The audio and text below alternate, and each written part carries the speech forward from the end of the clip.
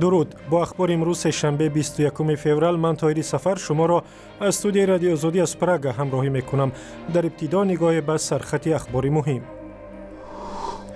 سامان ایر اعلان کرد پرواز دوشنبه تاشکند به عیب همین شرکت صورت نگرفت و برای این چند نفر از جمله یک مدیر را از کار راندند. دونالد ترامپ رئیس جمهوری آمریکا گنرالی سرکش هربرت مکمستر را که با تنقیدی قصر سفید نام برآورده است مشاور امنیتی خود انتخاب کرد. دو ساکن کهنسال کلاب میگویند تا آخر عمر برای عدالت مبارزه میبرند و مینویسند حتی اگر آنها را نامه‌باز یا هر چیز دیگر هم بگویند. اما بنزین گرفتم گفتم که نوشتم طور چانو دام میبرم خدمت سالمه اینا میریزم علوم میزنم همه ژورنالیست‌ها را فیروز میکنم سینمات کنم چون حقوق شهروندی را برهم بوده و شروع میکنیم از خبری که حالا به دست ما رسید. امروز بنای اصلی یکی از بانک‌های عظیم دولتی تاجیکستان را تشکیل گرفت. در ویدیویی که یک کاربر رادیو آزادی از طریق ایما به ما فرستاد شعله‌های عظیم آتش در بالای بام بنای امانت بانک دیده می شود. این بانک در مرکز شهر دوشنبه در یکی از محله‌های مرکزی در نزد بازار شاه منصور جایگیر است. گزارش درباره تلفات یا آسیب دیدن کسی نرسیده است. امانت بانک یکی از بانک‌های بزرگ دولتی تاجیکستان است و تمام بازنشستگان حق نفقه خود را از آنجا می‌گیرند. تفصیلات در جریان روز در وبسایت azadi.org نشر می‌شود. و شرکت سامان ایر اعلان کرد لغو پرواز هواپیما به پایتخت ازبکستان با عیب خود این شرکت بوده است و برای این کار چند نفر هم تنبیه گرفتند. سامان ایر با نشر بیانیه روز 21 فوریه گفت پرواز به سبب سری وقت نفرستادن سندهای لازم به ازبکستان صورت نگرفت و برای همین علیشه رستموف مدیر تجارتی شرکت و چند مسئول دیگر را تنبیه دادند و از کار راندند. قرار بود روز 20 فوریه بعد از 25 سال توقف نخستین پرواز تجارتی بین دوشنبه و تاشکند صورت بگیرد، ولی مقامات ازبکستان گفتند که برای قبول پرواز آماده نیستند. سامان ایر گفت که پرواز در خط سیر دوشنبه تاشکند روزهای نزدیک صورت میگیرد. نظر مقامات ازبکستان و دیگر جزئیات در گزارش مردانی محمد. مقامات ازبکستان گفتند که پرواز به دلیل سری وقت تهیه نشدن اسناد ضروری از طرف شرکت سامان ایر تاجیکستان به تأخیر افتاده است. در دفتر مطبوعات شرکت ازبکستان هوای یولری بر رادیو آزادی گفتند قرار بود اسناد رسمی درباره پروازها از دوشنبه به تاشکند چند روز پیش ارسال گردد، کاری که به ایده آنها در وقتش انجام نشده است. همچنین مسائل مالی چون فروش چیپته ها و انتقال پلی آن به تاجیکستان و تأسیس نمایندگی شرکت سامان ایر در تاشکند نیز حل نگردیده است. ضمناً علیشه رستموف مدیر تجارتی شرکت سامان ایر همراه با مسئولان دیگری که به قبل رهبریت شرکت در تأخیر ارسال بسته سندها به تاشکند عیبدار دانسته شدند مجازات و از مقامشان برکنار گردیدند. پرواز منظم از دوشنبه به تاشکند توسط هواپیماهای سامان ایر تاجیکستان باید روز 20 فوریه و پس از 25 سال تنفس صورت می گرفت. مقامات شرکت سامان ایر گفتند هرچند آنها اجازه پرواز را داشتند ولی فرودگاه شهر تاشکند به آنها گفته است به قبول هواپیما آماده نیست. به قبل مسئولان شرکت سامان ایر 26 مسافر بلیط خریده و آماده سفر از دوشنبه به تاشکند بودند. مسئولان شرکت سامان ایر گفتند که حالا این پرواز به روز پنجشنبه 23 فوریه به تأخیر گذاشته شده است. پرواز آزمایشی از دوشنبه به تاشکند روز 10 فوریه امسال انجام شده بود. تاکنون ساکنان هر دو کشور همسایه فقط از راه‌های زمینی به قلمروی همدیگر می‌رفتند. بین دو کشور تاکنون نظام روادید وجود دارد. مردانی محمد، شادمان یتیم، آزادی، دوشنبه. و در ولایت سوخت گروه از ساکنان اسفره از دادگاه عالی خواستند حکم زندان خویشاوندان آنها را بازنگری کند. با گفته آنها دادگاه ناحیوی 11 خویشاوند آنها را به اساس و با گناه تبلیغ حزبی ممنوع نهضت اسلامی به زندان محکوم کرده است. والدان بعضی از زندانیان روز 21 فوریه به رادیو آزادی گفتند می‌خواهند دادگاه عالی پرونده را بررسی کند زیرا در تحقیق پرونده فرزندان آنها به خطا راه دادند. دادگاه اسفره 11 ساکن ناحیه را تابستان سال گذشته از 5 تا به 8 سالی از آزادی محروم کرد. دولت تاجیکستان فعالیت حزب نهضت اسلامی را سال 2015 بعد از آشوب به رهبری عبدالحلیم نظرزاده معاون سابق وزیر دفاع ممنوع کرد. رو میاریم به اخبار مهم بین المللی، ولی پیش از آن یک آگهی کوتاه. بعد راندن طالبان از یک آسایشگاه کوهی، پاکستان خود را برای سیاحان داخلی و خارجی آماده کرده است. من هیچگاه برف را ندیده بودم. خیلی به هیجان آمدم.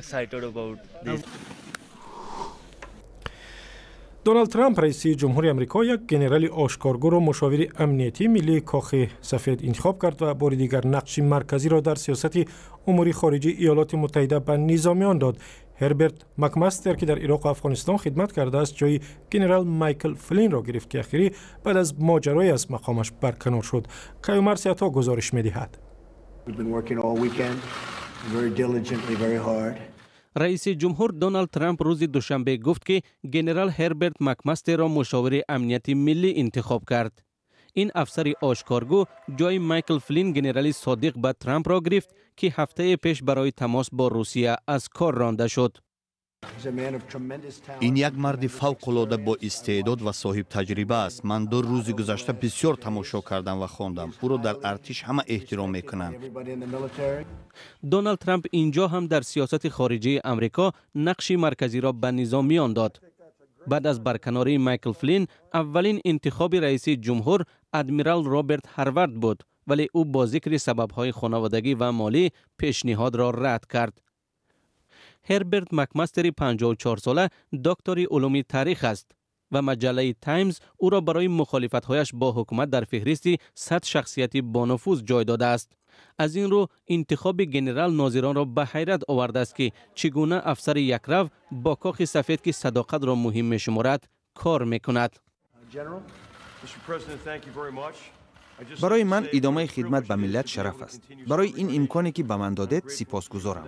انتظار پیوستن به گروه امنیت ملی هستم و همه کار را برای پیشرفت و حفظ منافع مردم آمریکا اجرا خواهم کرد. دونالد ترامپ همچنین کیت کلاگ را رئیس دستگاه شورای امنیت ملی تعیین کرد. این ژنرال بازنشسته مشاور موقتی امنیت ملی کاخ سفید بود.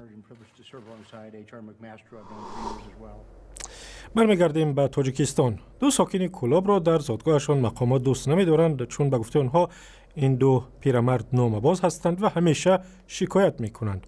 شمس ظریفوف و جورخان کبیروف 2 پیرمرد بازنشسته با مقامات هزاران نامه نوشتند و از رفتار حکومت و ناعدالتی‌ها شکایت کردند. همکاران ما با این 2 نفر صحبت داشتند. اما بنزین گرفتم، گفتم که نوشتم طور چانو دام میبرم، خدمت سالما اینا میریزم، علو میزنم، همه ژورنالیست‌ها را فریاد میکنم، سنوات کنم. چون حقوق شهروندی برای برهم بوده کیم در محل، در محیط، هر وقت پرزیدنت بیام برای محکم. شمس ظریفوفی نفقه‌خوار از دهه سرچشمه ناحیه واسه درباره برخوردی اخیرش با کارمندان حفظ حقوق میگوید که برای بازداشتی آمدند. و میگوید هر سال در عرفه سفری رئیس جمهور به منطقه کلاب وی را حبس کرده بعد رفتن پرزیدنت رها میکنند. شمس ظریفوف هزارها نامه‌های شکایتی نوشته و گفته‌اش از مشکلات محلی پرده‌گشایی کرده است. عرض و شکایت‌هایش را از طریق پوچته بعد از دستگاه رئیس جمهور میفرستد و یا در مطبوعات نشر میکند.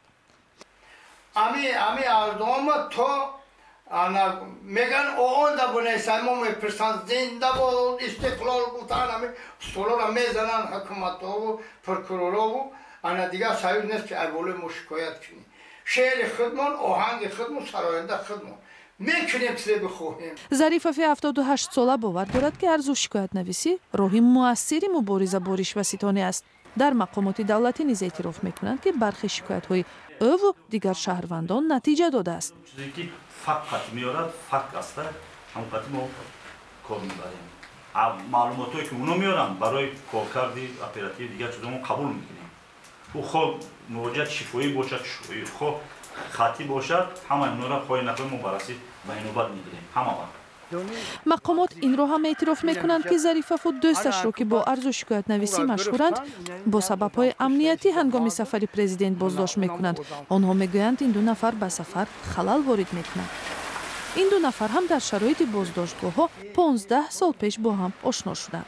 شخصی دوم جرخان کبیری ساکن دهه لغمانی شهر کویلاب است. این دو رفیق میگویند تلاش برای حل مشکلات جامعه آنها را سر یک هدف متحد کرده است.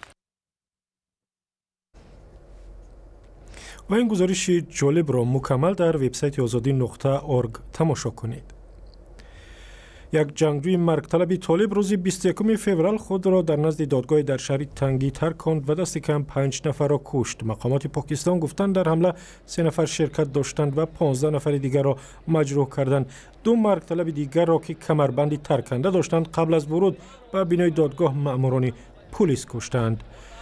اما در دیگر گوشه پاکستان در شهر مینگورا که طالبان را از آنجا راندند، تاجران آسایشگاهی را برای قبول مهمانان آماده کردند و امیدوارند که میزبان داخلی و خارجی ناترسیده برای استراحت به این آسایشگاه میآیند.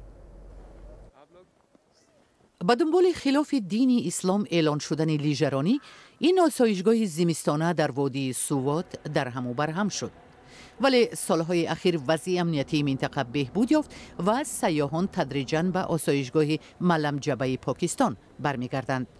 چین در اینجا خط نو انتقال سیاحان به قله کوه را بنیاد کرده است. سالهایی که طالبان این منطقه را تحت نظارت داشتند، فونیکولیا یا سیم نقل هوایی فرسوده و زیربناهای سیاحتی خراب شدند. سیاحان به مثل عثمان شفقت موجی نوی شوقمندان لیژرانی و توریسم کوهی در داخل پاکستان می باشند. من هیچگاه برف را ندیده بودم. خیلی به هیجان آمدم. رشد اقتصاد امکان داده است که قشرهای میانه حال این کشور بیشتر برای سیاحت و سفر شرایط پیدا کنند. مقامداران ساحه توریسم وادی سوات را با افتخار شویتساریای پاکستان میگویند. ما نمیتوانیم خود را با اروپا مقایسه کنیم. وقت لازم است، اما حداقل ما میتوانیم برای سیاحان یک مکان دلکش پیشنهاد کنیم. قبل از حمله های ماه سپتامبر 2001 به شهرهای امریکا، اکثر سیاحان پاکستان خارجی ها بودند. فعلا آماری دقیقی درباره توریسم وجود ندارد، زیرا در سال 2011 وزارت توریسم پاکستان اختصار شد. امروز حکومت پاکستان جنگجویان اسلامی را از بخش‌های بزرگ خاک این کشور خارج کرده است، ولی حمله و بمبگذاری‌های طالبان و گروه دهشت‌افکن دولت اسلامی هر سری چند وقت تکرار می‌شوند و سفارت‌های ممالک غربی به شهروندانشان هشدار می‌دهند که از سفر به پاکستان خودداری کنند. خبرگزاری رویترز میگوید صرف نظر از کاهش شمار سیاحان خارجی در پاکستان دارای 200 میلیون اهالی، انفراساختار و نیکو احوالی مردم رو به بهبودی آورده است و بسیاری ها صاحب ماشین شده در داخل سیاحت میکنند. بر زمین دشواری گرفتن روادید سفری کشورهای غربی، سفری پاکستانی ها به افغانستان و هندوستان نیز وقتهای آخر آسان نیست، زیرا روابط با این کشورها نیز سرد شده است و این مایه دیگری رشد توریسم داخلی ارزیابی می شود.